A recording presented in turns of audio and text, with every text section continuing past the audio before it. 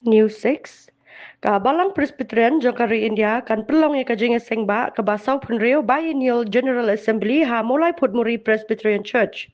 Kani kajing lang kesedang nadu ke Arthur Frederick uyayong batkan beteng hadu ke lai terik ujemang kupsi benta ban raki ya kajing dapsi spa senam jongkan.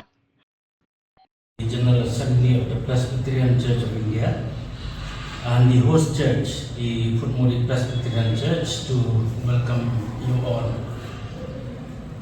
Akhirnya kapor ngiawan kemudian ada yang General Assembly nagabalang Presbyterian dari India kunjung nagabalang Presbyterian Putmuri kepada host church jong kini ke program ke berkepang ke 46 Biennial General Assembly but ke Centenary Jubilee Celebration ada apun Rio ke Banlong nado ke Arku Kandai tarik April hado lai tarik Mei ada apun Rio.